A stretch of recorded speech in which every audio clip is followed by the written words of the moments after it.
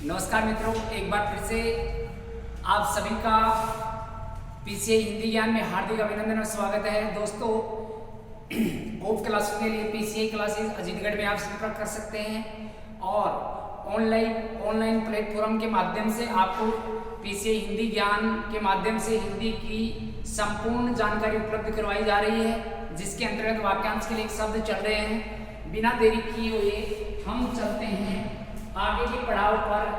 कल हमने यहाँ तक पढ़ लिया था, ये आपके सामने लिखा हुआ है दोस्तों, ये पेज नंबर 58 हमने पढ़ लिया है। तो यहाँ पर यहाँ तक हो गया था। अब चलते हैं, वाक्यांश के लिए शब्द चल रहे हैं और वाक्यांश के लिए शब्दों के माध्यम से हम चलते हैं आगे के पड़ाव पर। और आज हम पढ़ने वाले हैं उससे आगे। यहाँ पर दोस्तों आपके सामने कुछ वाक्यांश दिए हुए हैं और उसके आगे वाक्यांश के लिए एक शब्द दिया हुआ है। तो हम चलते हैं बिना देरी किए हुए। आज हम फिर से आगे इस क्लास को गति देते हैं और आप निरंतर बने रहिए, आपको बहुत ही बेहतरीन कंटेंट मिलने वाला है। चलिए करते हैं आज की क्लास की शुरुआत। यह सिद्धांत कि मनुष्य को सदा किन्हीं आदर्शों का पालन करते रहना चाहिए आदर्शवाद कहलाता है दोस्तों, साधारण सी बात है। आगे लिखा हुआ है देव अथवा प्रकृति द्वारा होने वाला, तो उसको आदि देविक कहते हैं। आदि देविक ये हो जाएगा मित्रों देव या दुख। नीचे लिखा दुख, देव अथवा प्रकृति द्वारा होने वाला क्या कहलाता है दोस्तों? आदि देविक कहलाता है। अब ये दुख आ गया है, दुख, तो यहाँ पर दुख को हम देखते हैं, मानसिक पीड़ा जो है वो भी दुखी है। और यहाँ पर ये आपको कल भी बताया था, आदि शब्द लिखा हुआ है। इस आदि का अर्थ होता है दोस्तों मानसिक पीड़ा, मानसिक पीड़ा होता है। तो ऐसे ये शब्द बना हुआ है। यहाँ पर मानसिक प्लस दैविक लिखा हुआ है। तो मानसिक पीड़ा जो देवता द्वारा, प्रकृति द्वारा, तो ये हो गया दोस्तों आदि दैविक रहने वाला है। आत्मा और ईश्वर से संबंध रखने वाला, आत्मा से संबंध रखता है और ईश्वर भी जुड़ा हुआ है। तो यहाँ पर दोस्तों आध्यात्मिक लिखा हुआ है, अध्यात्म। यहाँ पर अध्यात्म प्लस एक से बना हुआ है आध्यात्मिक, तो ये आध्यात्मिक रहने वाला है। किसी देश द्वारा दूसरे देश से वस्तुओं का मंगवाया जाने वाला क्या कहलाता है? आयात। ये कल हमने निर्यात के साथ बता दिया था आप लोगों को। फिर चलते हैं आगे। आयोजन करने वाला व्यक्ति आयोजक होता है, साधारण सी बात है। जो आलोचना के योग्य हो, आलोच्य होता है। आलोचना के योग्य क्या कहलाता है? आलोच्य कहलाता है। किसी अवधि से संबंध रखने वाला, यहाँ पर अवधि का मतलब समय, तो यहाँ पर अवधि हो जाएगा, अवधि। तो ये दोस्तों अवधि से बना हुआ है, अवधि प्लस इक। देखो कैसे बना है शब्द और कैसे अवधि बनता है, ये आप लोगों को यहाँ पर हम बताने वाले हैं। दोस्तों ये लिखा है अवधि और अवधि, यहाँ लिखा है अवधि समय को बताता है और अवधि में आप जोड़ेंगे इक। तो जब भी इक जुड़ेगा यहाँ ए का क्या हो जाता है दोस्तों? आ। तो ये ऐसे ही बना हुआ है, अवधि हो गया। इस शब्द को तोड़ते हैं तो अवधि प्लस इक है और अवधि शब्द ये हमें प्राप्त हो रहा है यहाँ पर। किसी अवधि से संबंध रखने वाला आवधिक होता है, समाज से संबंध रखने वाला सामाजिक होता है। समाज प्लस इक से बनता है शब्द। वह कलरक जो आशुलिपि शॉर्ट हैंड जानता है, आशुलिपि कहते हैं उसको, शॉर्ट हैंड को कहते हैं आशुलिपि। तो यहाँ पर आशुलिपिक हो जाएगा, क्या हो जाएगा दोस्तों? आशुलिपि। तो यहाँ पर देखिए आशु, आशु का मतलब होता है शीघ्र, तो शीघ्रता से शॉर्ट हैंड जो किया जाता है उसको आशु कहा जाता है। वो ऐसे ही बना हुआ है आशुलिपिक। यहाँ पर देखिए कलरक है तो लिपिक हो गया, ऐसे ये शब्द बना है। जिसे विश्वास या दिलासा दिया गया हो उसको क्या कहते हैं दोस्तों? आश्वस्त कहते हैं। आश्वस्त, कि आप आश्वस्त रहिए, ऐसे ही काम होने वाला है। आयात अभी आपको बताया था। फिर चलते हैं आगे। बालक से वृद्ध तक, बालक से वृद्ध तक क्या रहने वाला है? तो यहाँ पर हो जाएगा दोस्तों, देखो कैसे शब्द बना हुआ है, ये भी हम ध्यान रखेंगे। एक यहाँ पर उपसर्ग चलता है, उस उपसर्ग को कहते हैं आ, और आ का अर्थ होता है दोस्तों तक। ये लिखा हुआ है, देखिए यहाँ पर तक लिखा हुआ है, ऐसे ये शब्द बनेगा। बालक लिखा हुआ है, तो यहाँ पर देखिए वर्ग भी जुड़ा हुआ है। क्या जुड़ा हुआ है? वृद्ध। तो आ बाल वृद्ध, ऐसे ये शब्द बनने वाला है। आपाद मस्तक, मस्तक से लेकर पैर तक, तो आ का मतलब होता है तक, ऐसे ये शब्द बनता है। इंद्रियों को वश में रखने वाला, इंद्रिय जीत हो गया, इंद्रिय जीत, इंद्रियों को वश में रखने वाला, जो इंद्रियों की पहुंच से बाहर हो, बाहर हो, तो इंद्रिया अतीत। देखिए दोस्तों ये शब्द कैसे बना हुआ है, ये बना हुआ है ऐसे, इंद्रिय प्लस अतीत। अतीत का मतलब होता है पहले बीता हुआ भूत, जो जा चुका है, या फिर दूर है, बाहर है, जो जा चुका है, बीत चुका है, उसको अतीत कहते हैं। और किससे अतीत है? इंद्रियों से अतीत, इंद्रियों से बाहर हो गया। इतिहास जानकर, इतिहास का जानकार क्या होता है? इतिहासज्ञ होता है। अब यहाँ पर भी समझिए, इतिहास से संबंध रखने वाला, यहाँ सब बन जाएगा ऐतिहासिक रहने वाला है, ऐतिहासिक। इतिहास से संबंध रखने वाला ऐतिहासिक, लेकिन इतिहास को जानने वाला, ये लिखा हुआ है गे, और गे का मतलब होता है ज्ञान या जानकार। तो ऐसे ये शब्द बनेगा जिसकी इच्छा या इच्छा की गई हो, इप्सित होता है दोस्तों, इप्सित। ऐसे ही मान लो आगे देखते हैं, नीचे की ओर ले जाने वाला, ले जाना, या यहाँ पर लिखा है नीचे की ओर आना या जाना, आना या जाना। उतरना होता है, उतरना। और मित्रों नीचे की ओर खींचने वाला, अगर मान लो आ जाए कि नीचे की ओर खींचने वाले को क्या कहते हैं, तो नीचे की ओर खींचने वाले को अपकर्ष कहते हैं, और ऊपर की ओर ले जाने वाले को उत्कर्ष कहा जाता है। मित्रों क्या कहा जाता है? उत्कर्ष, जो पीछे हम वीडियो में डाल चुके हैं, बता चुके हैं। देखिए आगे, ऊपर की ओर उछाला या फेंका हुआ, ये लिखा हुआ है उत्क्षिप्त। क्या लिखा हुआ है दोस्तों? उत्क्षिप्त लिखा है। उत प्लस यहां पर सिप्त से बना हुआ है, सिप्त। उत का मतलब ऊपर, और सिप्त का मतलब होता है फेंका हुआ। ऊपर की ओर फेंका हुआ उत्क्षिप्त कहलाता है, जिस पर किसी काम का उत्तरदायित्व हो, उत्तरदायी कहलाता है। कोई दिक्कत नहीं, साधारण सा शब्द है। फिर चलते हैं सूर्य, जिस पर्वत के पीछे निकलता हो उसको क्या कहते हैं? उदयाचल कहते हैं दोस्तों, उदयाचल। ऐसे ये शब्द रहने वाला है। फिर चलते हैं मित्रों आगे, ऊपर कहा गया हो, जो बात ऊपर कही जा चुकी है उसको उपयुक्त कहते हैं। लेकिन एक बात आपको यहाँ ध्यान रखनी है, उपरोक्त ये शब्द होता है दोस्तों अशुभ, और उपयुक्त ये शब्द होता है सही। यहाँ पर ये शब्द ऊपरी, ऊपरी प्लस उक्त से बनता है। उक्त का मतलब कहा गया, ऊपरी का मतलब ऊपर। इस उपरोक्त को हम तोड़े तो यहाँ पर ऊपर प्लस उक्त बन सकता है, लेकिन ऊपर ये गलत होता है। ऊपर में बड़ी मात्रा लगाते हैं तो सही बनता है, ऐसे आपको ध्यान रखना है। तो यहाँ पर मित्रों ये उपरोक्त नहीं होता, उपयुक्त होता है। शुद्धि अशुद्धि में पूछा हुआ है कि उपयुक्त शुद्ध होता है कि उपरोक्त होता है, तो ये आप ध्यान रखें। उपयुक्त शुद्ध और उपरोक्त अशुद्ध। जिसका उल्लेख करना आवश्यक हो उल्लेखनीय होता है। सूर्योदय से पहले का समय उषा काल होता है, सब जानते हैं।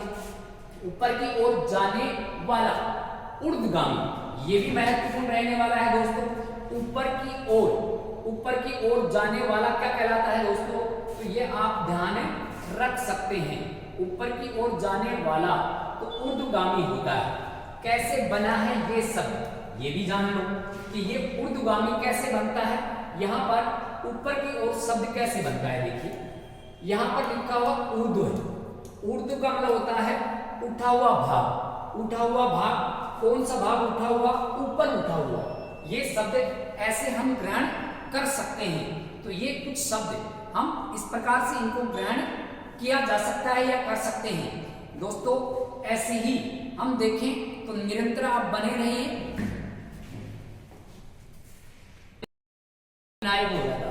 लिखा है मछली पकड़ने या बेचने वाली जाति विशेष धीवर। ये बहुत अच्छा वाक्यांश है, ये पूछा जा सकता है तो उसको क्या कहते हैं मित्रों?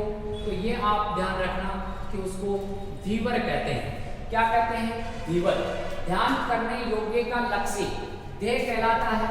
लक्ष्य बोल दो या ध्येय बोल दो, यहाँ पर ये सही होता है दोस्तों।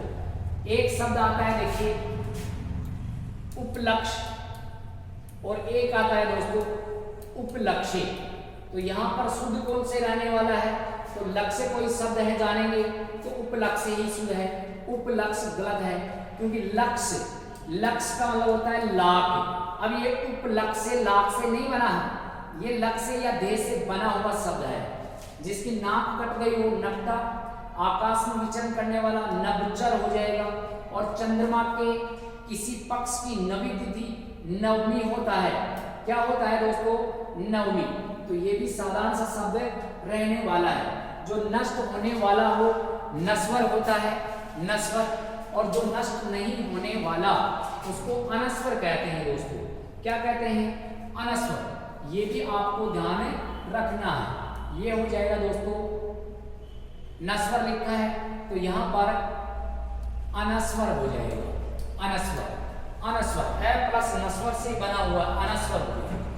लड़की की लड़की नातिन होती है जिसे किसी बात की स्पृहा कहते हैं इच्छा को, आकांक्षा को कहते हैं, कामना को कहते हैं। न हो निष्प्रह हो जाता है। जिसमें सत्य रजतम गुण हो निर्गुण होता है, निर्गुण। ऐसे ही जिसके मन में दया का अभाव हो निर्दय होता है मित्रों। ये पीछे आपको बता चुके हैं शब्द। यहाँ पर एक शब्द आता है निर्भयी।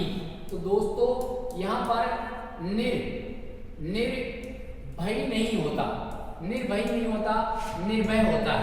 निर्दय नहीं होता, निर्दय होता है।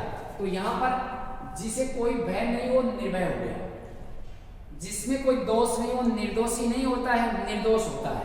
ऐसे शब्द है। अपराध नहीं किया वो निरपराधी नहीं होगा, निरपराध होता है। ये आपको ध्यान रखना है।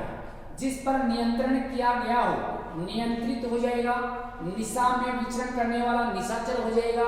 जिस पर कोई कंकाल न लगा हो, कलंक नहीं लगा उसमें, जिस पर कोई कलंक नहीं लगा हो निष्कलंक हो जाता है। और नीति का ज्ञान रखने वाला, फिर आगे देखो ज्ञान रखने वाला या नीति को जानने वाला, तो नीतिज्ञ हो गया है, नीतिज्ञ। ऐसे ही जिसके हृदय में ममता न हो निर्मम, मम से रहित, तो निर्मम रहने वाला है। और निर्यात दूसरे देश से माल मंगवाया जाता है, उसको आयात, और एक देश से दूसरे देश में भेजा जाता है, उसको निर्यात कहते हैं। जो कामना रहित हो निष्काम हो जाएगा। जो उत्तर न दे सके निरुत्तर हो जाएगा। निर प्लस उत्तर से बना है। देखिए शासकीय अधिकारियों का शासन नौकरशाही होता है। और जिसके बारे में मतभेद न हो निर्विवाद, विवाद प्लस निर प्लस विवाद, विवाद से रहित। ऐसे ही नगर में रहने वाला नागरिक या नगर में रहने वाला, उसको हम दोस्तों एक शब्द और प्रयोग कर सकते हैं, नागर भी कह सकते हैं। नागर भी सही और नागरिक भी सही रहने वाला है। जिसमें पांच कोने हो, पंचकोण होता है, कोई दिक्कत नहीं, साधारण सा शब्द है। फिर लिखा हुआ है पानी में डूबकर चलने वाली नाव पनडुब्बी होती है। जो पंडित से जन्म लेता है पंडितज्ञ हो जाएगा, जय का जन्म। जो उक्त बार बार कही जाए पुनरुक्ति, पुनः कही जाए उक्ति, पुनरुक्ति। जो शीघ्र किसी बात या युक्ति को सोच ले तो प्रत्युत्पन्नमति हो जाएगा। प्रति प्लस उत्पन्न प्लस मति, ऐसे ये शब्द बना हुआ है। वह है जिसमें प्रेम किया जाए, प्रेम पात्र होता है। जिसमें प्रतिभा है, प्रतिभावान होता है। और जो देखने में प्रिय हो, प्रियदर्शी हो जाएगा। और जो दूसरों के अधीन हो, पराधीन हो जाएगा। पर प्लस अधीन, दूसरों के अधीन। जो प्रशंसा के योग्य हो, यहाँ प्रशंसा लिखा है तो प्रशंसा लिखा है, प्रशंसा प्लस ये प्रशंसनीय हो जाएगा। और आंखों के सामने प्रत्यक्ष और आंखों से दूर परोक्ष होता है मित्रों, परोक्ष। ऐसे हम बात करें तो ये वाक्यांश के लिए एक शब्द लगभग आपको पूर्ण करवा दिए गए हैं। अब मित्रों आगे की क्लास में हम पढ़ने वाले हैं विलोम शब्द।